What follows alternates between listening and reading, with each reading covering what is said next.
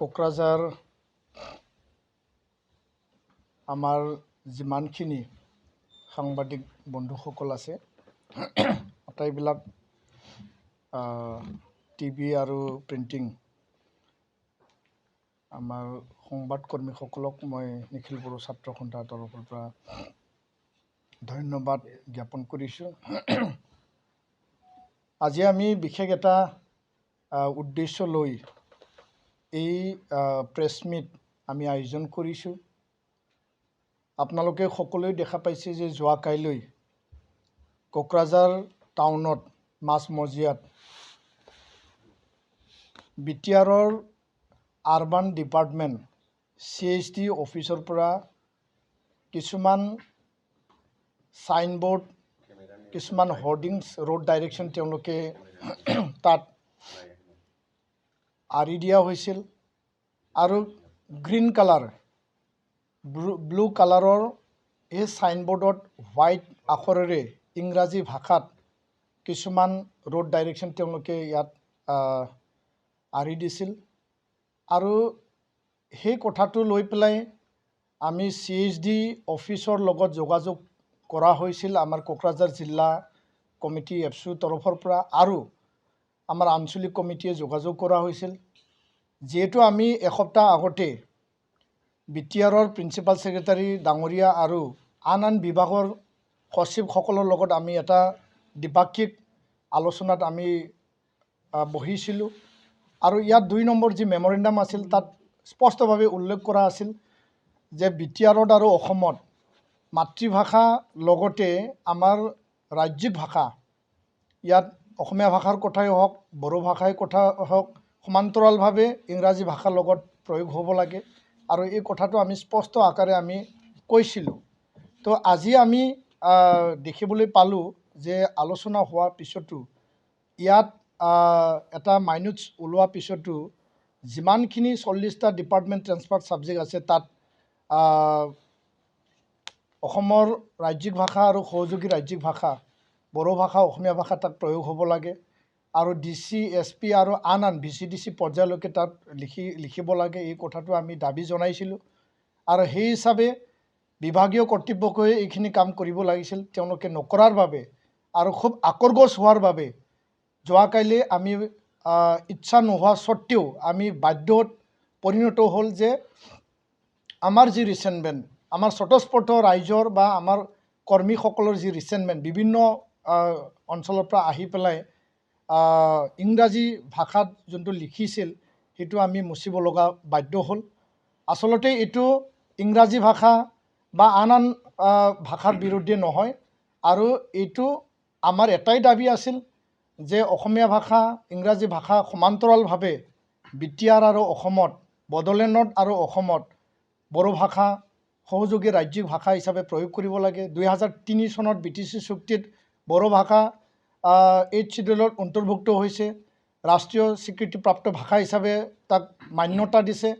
2020 চনৰ 27 জানুৱাৰীত চুক্তিৰ যোগেদি বড়ো ভাষাক অসমৰ সহযোগী ৰাজ্যিক ভাষা হিচাপে তাত অসম চৰকাৰে ৰাজ্যপাল ডাঙৰীয়াই এইটো মান্যতা দিছে। ইয়াৰ পিছতো যদি বড়ো ভাষাক যদি প্ৰয়োগ কৰা নহয় ইয়াৰ পিছতো যদি বড়ো ভাষাক এলাগী কৰা হয় বড়ো ভাষাক যদি বঞ্চিত লাঞ্ছিত কৰা হয় আমি সেই কথাটো কেতিয়াও আমি সহ্য কৰিব নোৱাৰিম।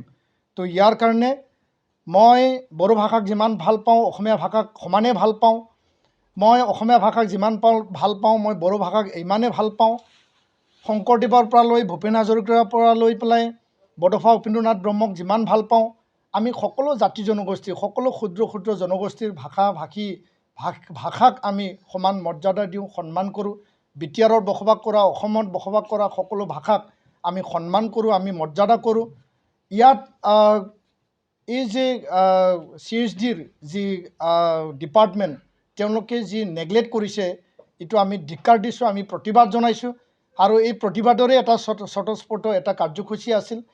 কোনো কাৰণত আমি অসমীয়া ভাষাক ইয়াত নেগলেক্ট কৰা নাই কোনো কাৰণত আমি ইংৰাজী ভাষাক আমি টাৰ্গেট কৰি লোৱা নাই। আমাৰ এটাই দাবী আছিল যে বড়ো ভাষাক সমান্তৰালভাৱে সহযোগী ৰাজ্যিক ভাষা হিচাপে প্ৰয়োগ কৰিব লাগে। কিছুমান বাতৰি কাকতত ওলাইছে আমি দেখিবলৈ পাইছোঁ যে কোকৰাঝাৰত বড়োভূমিত অসমীয়া ভাষাৰ ওপৰত আক্ৰমণ চলিছে, বড়ো ভাষাক মানে অসমীয়া ভাষাক মানে অন্যায় কৰা হৈছে, এনেকুৱা বাতৰি প্ৰচাৰ হৈছে। আমাৰ দুখ লাগিছে, আমাৰ মনে বেয়া লাগিছে যে আমি অসমীয়া ভাষাক সন্মান কৰোঁ। বড়ো মানুহ 99% 99% অসমীয়া ক'বলৈ জানে, য'তেই নাযাওক কিয় তেওঁলোকে অসমীয়া কথা পাতে।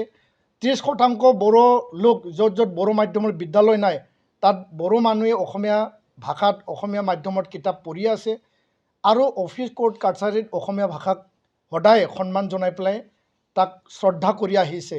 আৰু আমাৰ দাবী এইটোৱে আছিল যে আমি বড়ো ভাষাক জনাব লাগে। আমি কোনো কাৰণত অসমীয়া ভাষাক আমি কেতিয়াও হেয় কৰিব বিচৰা নাই আৰু কৰাটো আমাৰ কোনো কাৰণত আমাৰ সেইটো সিদ্ধান্ত নহয়। তো ইয়াৰ কাৰণে আজিৰ এই প্ৰেছ মিটৰ যোগেদি BTRৰ CHD ডাঙৰীয়াক আমি সকীয়াই দিছোঁ, তেওঁক আমি সময় দিছোঁ। এসপ্তাহৰ ভিতৰত তেখেতে বড়ো ভাষা প্ৰয়োগৰ ক্ষেত্ৰত BTRত অন্তৰ্ভুক্ত সকলো মিউনিচিপাল টাউন কমিটি যিমানবোৰ আমাৰ ইয়াত মানে আৰ্বান ডিপাৰ্টমেণ্টৰ টাউন আছে তাত নতুনকৈ বড়ো, অসমীয়া আৰু ইংৰাজীত সেই চাইনবোৰ্ডবিলাক লিখিব লাগিব। সেইটো আমি দাবী জনাইছোঁ, তেখেতক আমি এসপ্তাহ দিছোঁ। আৰু যদি এসপ্তাহত তেখেতে যদি ক্ষমা নোখোজে, তেওঁ যদি স্পষ্টীকৰণ নিদিয়ে, তেতিয়াহ'লে আমি দাবী জনাইছোঁ যে BTR কাউন্সিল চৰকাৰে UPPL আৰু BJPৰ এই যি কাউন্সিল চৰকাৰ, সেই চৰকাৰে তেখেতক বদলীকৰণ কৰিব লাগে। অন্যথা আমি CHD অফিচত আমি মাহজোৰা আমি ধৰ্ণা দিবলৈ আমি বাধ্য হ'ম। সেই কথাটো আজি আমি স্পষ্ট কৰি দিছোঁ। বড়ো জাতি ৰক্ষাৰ স্বাৰ্থত, বড়ো ভাষা ৰক্ষাৰ স্বাৰ্থত যদি প্ৰাণ আহুতি দিব লগা হয়, যদি জীৱন দিব লগা হয়, মই প্ৰথমে দিম। আৰু সকলো 10,000 সেই এপচু কৰ্মীয়ে প্ৰাণ আহুতি দিবলৈ আমি প্ৰস্তুত আছোঁ। কাৰণ আমি নিজৰ মাতৃভাষাক ভাল পাওঁ, নিজৰ আয়ৰ ভাষাক ভাল পাওঁ। আমাৰ মাতৃভাষা আমাৰ পদূলিত যদি নষ্ট হয়, আমাৰ মাতৃভাষা আমাৰ ঘৰখনতে যদি বঞ্চিত লাঞ্ছিত কৰা হয়, সেই কথাটো আমি কেতিয়াও মানি ল'ব নোৱাৰোঁ। আৰু এইটো শ্বহীদক অপমান কৰা হৈছে, এইটো বড়ো চুক্তি 2003, 2020ক অপমান কৰা হৈছে। আৰু ইয়াৰ কাৰণে CHD ডাঙৰীয়াই জানি লওক যে নিখিল বড়ো ছাত্ৰ সন্থাক ইতিহাস শিকাব নালাগে, নিখিল বড়ো ছাত্ৰ সন্থাক বুৰঞ্জী শিকাব নালাগে, নিখিল বড়ো ছাত্ৰ সন্থাক একো শিকাব নালাগে। তো ইয়াৰ কাৰণে আমি স্পষ্ট ভাষাৰে কৈছোঁ যে বড়ো ভাষাক যিমান পাওঁ, অন্য জাতি জনগোষ্ঠীৰ ভাষাক ইমানেই ভাল পাওঁ। আৰু জেলত যদি যাব লগা হয়, কোনোবাই যদি আমাক ভাবিছে যে তেওঁলোকে ইয়াত ভাইলেঞ্চ কৰিছে, তেওঁলোকে ল' এণ্ড অৰ্ডাৰ চিটুৱেশ্যন সৃষ্টি কৰিব বিচাৰিছে, আমি স্পষ্ট ভাষাৰে কৈছোঁ আমি শান্তি বিচাৰোঁ। আৰু শান্তিৰ কাৰণে যোৱাটো সময়ত গোষ্ঠী সংঘৰ্ষৰ সময়তে হওক, বিভিন্ন ইয়াত মানে যিবিলাক ঘটনা পৰিঘটনা হ'ল, শান্তি প্ৰতিষ্ঠাৰ সদায় আমি মানে কাম কৰি আহিছোঁ। আৰু আমি মানে ফ্ৰণ্টত থাকি পেলাই পায়নিয়াৰ ৰ'ল লৈ পেলাই আমি আগত থাকি পেলাই আমি শান্তি স্বাৰ্থত আমি কাম কৰি আহিছোঁ। আৰু কোনোবাই ভাবিছে যে নিখিল বড়ো ছাত্ৰ সন্থাৰ ভয় ভাবুকি দেখুৱাব, পুলিচ আৰ্মিক ভয় দেখুৱাব। কোনোবা মানে ABMC নেতা মঈনুদ্দিন আলিৰ কথা মই শুনিছোঁ, কোনোবা দুৰ্গা দাস বড়ো MLA ডাঙৰীয়াৰ কথা মই শুনিছোঁ। তেওঁলোকে কৈছে যে কিছু দুৰ্বৃত্তই এইটো কাম কৰিছে। আমি কোনো দুৰ্বৃত্ত নহয়, আমি নিখিল বড়ো ছাত্ৰ সন্থা ৰাইজৰ সমৰ্থনত সেই কামটো কৰা হৈছে। আমি কোনো কাৰণত মন যাই পেলাই কৰা নাই, সেইটো বাধ্য স্বতঃস্ফূৰ্ত এটা আৱেগ, সেই আৱেগ চেণ্টিমেণ্টটোৱে ইয়াত ৰিচেণ্টটো দেখুওৱা হৈছে। কোনোবা মঈনুদ্দিন আলিয়ে আমাক শিকাব নালাগে, নিখিল বড়ো ছাত্ৰ সন্থাৰ লগত প্ৰত্যাহ্বান চেলেঞ্জ তেওঁ দেখুওৱাটো আমি কেতিয়াও নিবিচাৰোঁ। আৰু তেওঁ নিখিল বড়ো ছাত্ৰ সন্থাক এনেকুৱা প্ৰত্যাহ্বান জনাবলৈ তেওঁ কোন, আমি প্ৰশ্ন কৰিব বিচাৰিছোঁ। আমি একেলগে সদায় থাকিছোঁ, সদায় থাকিম, আমাৰ এইটো সংকল্প। একেলগে ভাই ককাইৰে আমি থাকিম। কিন্তু নিখিল বড়ো ছাত্ৰ সন্থাৰ ওপৰত আঙুলি টোৱাব তেওঁ কোন, অসমীয়া ভাষাক কিমান সন্মান দিব লাগে, মৰ্যাদা দিব লাগে, সেইটো আমাৰ অন্তৰত আছে। বড়ো ভাষাক কিমান মৰ্যাদা দিব লাগে, এইটো আমাৰ অন্তৰত আছে। তো আমি জেল যাবলৈ প্ৰস্তুত আছোঁ। যদি কোনোবাই আমাৰ ওপৰত কেছ কৰে, কোনোবাই যদি আমাক মানে জেলৰ ভয় ভাবুকি দেখাব বিচাৰিছে, মই প্ৰথমে যাম। আমাৰ নিখিল বড়ো ছাত্ৰ সন্থাৰ আটাইবিলাক নেতৃবৃন্দ, আমাৰ আটাইবিলাক কৰ্মী 10,000, 20,000, 50,000 কিমান ইয়াত মানে ভাষা ৰক্ষাৰ স্বাৰ্থত, জাতি ৰক্ষাৰ স্বাৰ্থত প্ৰাণ আহুতি দিবলৈ, জেল যাবলৈ আমি প্ৰস্তুত আছোঁ। এই কথা আমি স্পষ্ট কৰি দিছোঁ। কিন্তু আমি কাৰো ভাষা বিৰোধী নহয়। ভাষাক লৈ পেলাই আমি কাকো মানে অন্যায় কৰিব বিচৰা নাই, নিজৰ ভাষাক মৰ্যাদাহে আমি বিচাৰিছোঁ। তো যিসকল বিষয়াই, যিসকল কৰ্মচাৰী বড়ো ভাষা বিৰোধী হয়, মাতৃভাষা বিৰোধী হয়, আমাৰ পদূলিত আমাৰ ঘৰখনত আমাক ভাষাক অন্যায় কৰিব, বঞ্চিত কৰিব, লাঞ্ছিত কৰিব, সেইসকলক মই সকীয়াই দিব বিচাৰিছোঁ যে আজিৰ পৰা এই বড়ো ভূমিত, এই বিটিআৰত বড়ো ভাষা, অসমীয়া ভাষা, ইংৰাজী ভাষা সমান্তৰালভাৱে চলিব। কোনো কাৰণত যাহাতে ইয়াক অন্যায় কৰা নহয়, সেই কথাটো আমি স্পষ্টকৈ কৈছোঁ। কিছুমানে আজি শান্তি একতাৰ নামত শ্লোগান গাইছে, কিছুমানে আমাক অশান্তি কৰিব বিচাৰিছে বুলি মাত মাতিব বিচাৰিছে। শান্তি আৰু একতাৰ চাৰ্টিফিকেট কোনোবাই যদি ল'ব বিচাৰিছে, সেই শান্তি আৰু একতাৰ চাৰ্টিফিকেটটো কোনো ৰাইজে নিদিব। শান্তি একতাৰ চাৰ্টিফিকেট নিখিল বড়ো ছাত্ৰ সন্থাক তাহানি দি থৈছে। আৰু আমি শান্তি আৰু একতাৰ স্বাৰ্থত ইয়াত সশস্ত্ৰ সংগ্ৰামৰ কথাই হওক, ইয়াত ভাতৃঘাতী সংঘৰ্ষৰ কথাই হওক, ইয়াত গোষ্ঠী সংঘৰ্ষৰ কথাই হওক, সদায় 2008 চনৰ কথা হওক, 2012, 2014 বিভিন্ন সময়ত নিখিল বড়ো ছাত্ৰ সন্থা শান্তি ৰক্ষাৰ স্বাৰ্থত আমি কাম কৰি আহিছোঁ। আৰু এই শান্তি আমি সদায় ৰাখিবৰ কাৰণে আমি দায়বদ্ধ আৰু আমি কাম কৰি যাম। তো ইয়াৰ কাৰণে যিসকলে নিখিল বড়ো ছাত্ৰ সন্থাৰ ওপৰত আঙুলি টোৱাইছে, যিসকলে নিখিল বড়ো ছাত্ৰ সন্থাক দুৰ্বৃত্ত বুলি কৈছে, যিসকলে নিখিল বড়ো ছাত্ৰ সন্থাক প্ৰত্যাহ্বান জনাব বিচাৰিছে, তেওঁলোকক মই ওপৰত তেনেকুৱা মন্তব্য কৰাৰ পৰা বিৰত থাকক।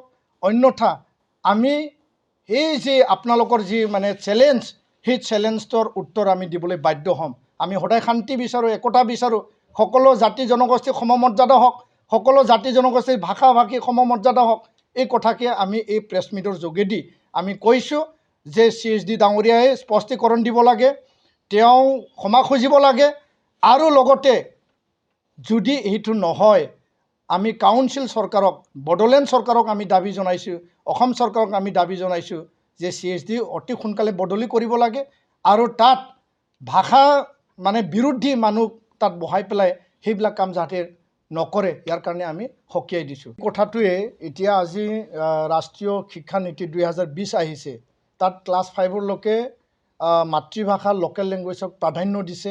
ক্লাছ 8লৈকেও এইটো আগলৈকে নিব পাৰিব। আৰু ভেংকয়া নাইডু ডাঙৰীয়া তেওঁ স্পষ্টকৈ কৈছে যে তেওঁ আমাৰ সন্মানৰ এজন ব্যক্তি হয় আৰু ভাৰত নিচিনা এখন দেশক তেওঁ নেতৃত্ব দিছিল। তো লোকেল লেংগুৱেজৰ যিখিনি প্ৰাধান্যতা, সেইটো সদায় পাবই লাগিব আৰু এইটো সকলোৱে বিচাৰে। আৰু ভাষা এটা জাতিৰ লগত জড়িত হৈ আছে, ভাষা এটা সমাজ জীৱনৰ লগত জড়িত হৈ আছে। আৰু এইটো মৰ্যাদা দিওঁতে কোনো চৰকাৰ, কোনো ব্যক্তি, কোনো সংগঠনৰ এইটো ক্ষয় ক্ষতি নহয়। তো ইয়াৰ কাৰণে ভাষাক লৈ পেলাই এনেকুৱা হেতালি খেলিব নালাগে। আৰু ভাষাক আৱেগৰ এটা জড়িত হৈ থকা বিষয় হিচাপে সদায় সেইটোৱে ইয়াত এটা চেঞ্জিটিভ বিষয়। আৰু এই চেঞ্জিটিভ বিষয়টো বিষয়া কৰ্মচাৰীসকলে নিজৰ লাভালাভৰ কাৰণে, নিজৰ চিন্তাৰ কাৰণে বিষয়া কৰ্মচাৰীসকলে অকল বিষয়া কৰ্মচাৰী প্ৰশাসনিক দিশত নাচায়, সেইটো জাতীয় আৱেগ অনুভূতিৰে জড়িত হৈ তেওঁলোকে চাব লাগে। কাৰণ বিষয়া কৰ্মচাৰীক দায়িত্ব দিয়া নাই যে আপোনাক অধিকাৰ দিয়া নাই যে আপুনি যেনেকুৱা মন যাব এনেকুৱা কৰিব, আপুনি যেনেকুৱা মন যাব এনেকুৱা বনাব। তেওঁলোকক কোনেও অধিকাৰ দিয়া নাই, কোনেও দায়িত্ব দিয়া নাই। তেওঁলোকে ৰাইজৰ স্বাৰ্থত, সমাজৰ স্বাৰ্থত, জাতিৰ স্বাৰ্থত, ভাষাৰ স্বাৰ্থত কাম কৰিবহে দিছোঁ। আৰু এইটো কোনো নেগলেক্ট কৰা ভাষা নহয়, এইটো দেশত স্বীকৃতিপ্ৰাপ্ত ভাষা হয় আৰু এইটো ৰাজ্যত স্বীকৃতিপ্ৰাপ্ত এটা সহযোগী চৰকাৰী ভাষা হয়। সেই কথাটোৱে আমি স্পষ্ট কৰিছোঁ।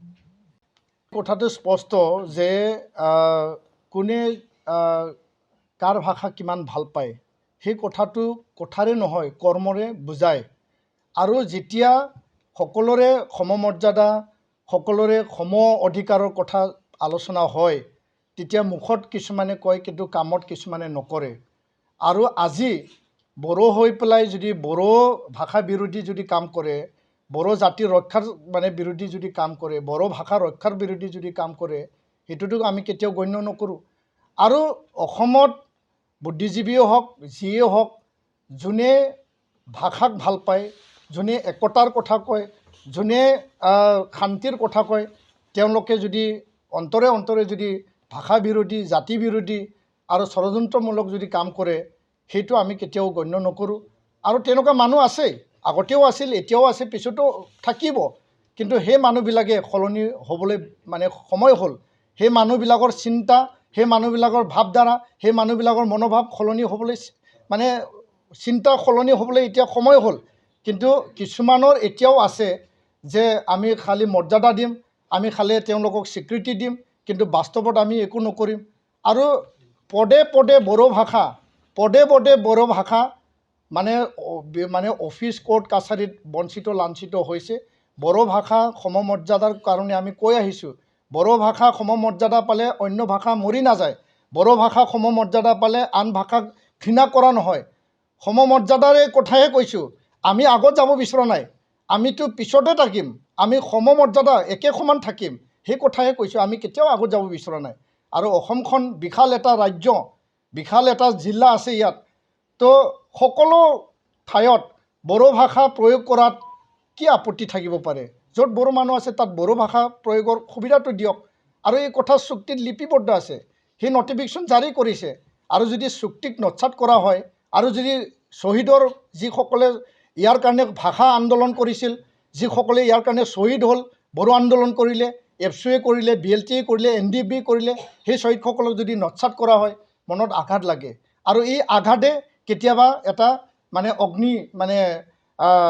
অগ্নিকুম্ভত আকৌ নতুন ৰূপ ল'ব পাৰে তো ইয়াৰ কাৰণে আমি কেতিয়াও বিচৰা নাই আমি শান্তি বিচাৰোঁ একতা বিচাৰোঁ আৰু ভাষাক সমমৰ্যাদা দিয়াত কোনো ভাষা শেষ হৈ নাযায় ভাষাক সমমৰ্যাদা দিয়াত কাৰো অধিকাৰ খৰ্ব নহয় ভাষা আমাৰ আৱেগ হয় ভাষা আমাৰ আই মাতৃৰ ভাষা হয় আৰু এই ভাষাক আমি কেতিয়াবা লাঞ্ছিত বঞ্চিত হ'লে আমাৰ মনে কান্দে আমাৰ হৃদয়ে কান্দে আৰু ইয়াৰ কাৰণে আমি নিখিল বড়ো ছাত্ৰ সন্থা আমি স্পষ্ট কৰি দিছোঁ যে ভাষাক লৈ কোনেও যাতে নেখেলে ভাষাক লৈ যাতে কোনেও ষড়যন্ত্ৰ নকৰে সেই কথাটো আমি স্পষ্ট কৰিছোঁ আৰু অসমত অসমীয়া ভাষা বড়ো ভাষা মাতৃভাষা আন জাতি জনগোষ্ঠীৰ ভাষা সদায় উজ্জ্বল হৈ জীয়াই থাকক সমান্তৰালভাৱে ইংৰাজী ভাষাও চলিব তাত আমি কোনো বাধা দিয়া নাই ইয়াত কোনো দ্বিধাবোধ নাই কিন্তু আমাৰ ভাষা কিয় লাঞ্ছিত হ'ব আমাৰ ভাষা কিয় বঞ্চিত হ'ব এই কথাকে আমি সদায় কৈ আহিছোঁ আৰু যোৱাকালিৰ যি এটা